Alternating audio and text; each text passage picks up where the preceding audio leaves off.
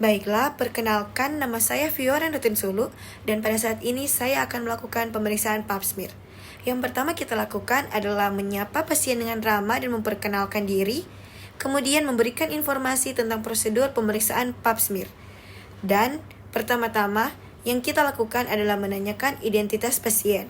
Setelah itu, kita anamnesis pasien dengan menanyakan apakah pasien mengalami keputihan yang banyak dan berbau yang berwarna kuning atau berwarna hijau.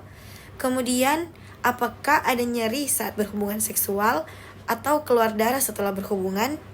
Kemudian pastikan juga pasien sudah memenuhi syarat untuk dilakukan pemeriksaan pap smear, seperti pasien sudah pernah melakukan hubungan seksual, pasien sedang tidak haid, atau pasien tidak berhubungan seksual dalam 24 jam sebelum pemeriksaan.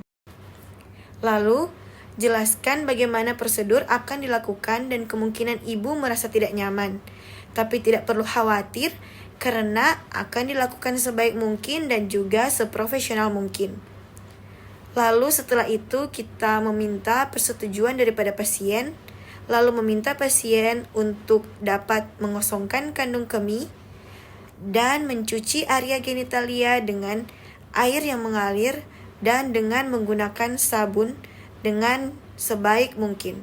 Sambil pemeriksa mencuci tangan juga dengan air bersih mengalir dan sabun dengan 6 langkah cuci tangan menurut WHO. Kita siapkan alat dan bahan dan meminta klien untuk duduk di meja pemeriksaan dengan posisi litotomi. Lalu, setelah pasien duduk dengan posisi litotomi, kita mengenakan kain penutup pada pasien untuk pemeriksaan panggul. Kita ganti handskun dengan yang steril untuk pemeriksaan selanjutnya. Kemudian kita atur arah sumber cahaya dan kita lakukan inspeksi apakah ada lesi kulit, massa atau discharge pada vagina, tanda-tanda radang, jaringan fibrotik maupun fisura. Kemudian lakukan toilet vulva dari depan ke belakang, dari labia mayor kanan ke labia mayor kiri dan pada bagian tengah. Kemudian palpasi kelenjar scan dan Bartolini untuk menentukan apakah ada massa kistik, bengkak, tanda radang, nyeri atau duh. Setelah itu lakukan pemeriksaan in speculo, yaitu dengan menggunakan spekulum cocor bebek yang panjang dan ukurannya sudah disesuaikan dengan panjang liang vagina ibu. Kita gunakan gel untuk lubrikasi spekulum agar tidak nyeri. Minta ibu untuk mengambil nafas yang dalam pada saat akan dimasukkan spekulum. Lalu, kita masukkan spekulum dengan tangan kiri menekan pada komisura posterior dan tangan kanan memasukkan spekulum dalam posisi miring dan tertutup. Setelah 2/3 spekulum masuk, putar 90 derajat dalam posisi horizontal. Setelah itu kita kancingkan skrupnya. Dan setelah terpasang, kita lakukan inspeksi pada serviks. Visualisasi apakah porsio terlihat atau tidak. Setelah porsio terlihat, lihat bentuk, ukuran dan warna porsio dan sekret vagina. Evaluasi apakah ada massa yang mudah rapuh, berbenjol-benjol atau porsio licin. Lihat OUE, apakah terbuka atau tertutup. Apakah ada cairan atau keputihan di vagina. Bila ada lendir atau eksudat atau darah, kita dapat bersihkan agar visualisasi porsio dapat terlihat dengan lebih jelas lagi. Kita bersihkan dan setelah itu kita akan mengambil sampel ectocervix dengan menggunakan spatula air.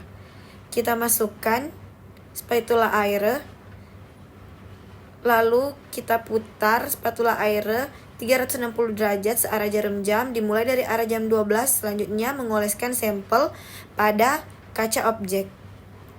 Setelah itu, kita mengambil cairan endocervix dengan menggunakan sitobras. Setelah terambil, kita usapkan juga ke kaca objek yang bersih.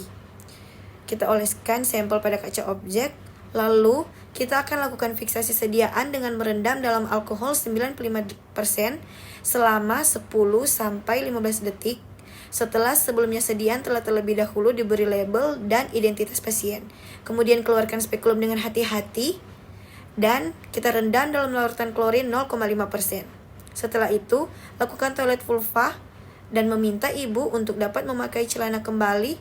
Setelah itu, kita rendam seluruh peralatan yang sudah dipakai dalam larutan klorin 0,5% selama 10 menit untuk dekontaminasi.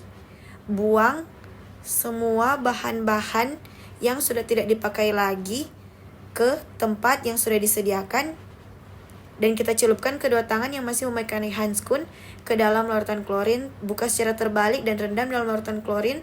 Setelah itu, kita cuci tangan dengan air bersih mengalir dan sabun dengan 6 langkah mencuci tangan menurut WHO. Baiklah, selanjutnya kita memberitahukan hasil pemeriksaan kepada pasien dan hal-hal apa saja yang harus dilakukan pasien. Terima kasih.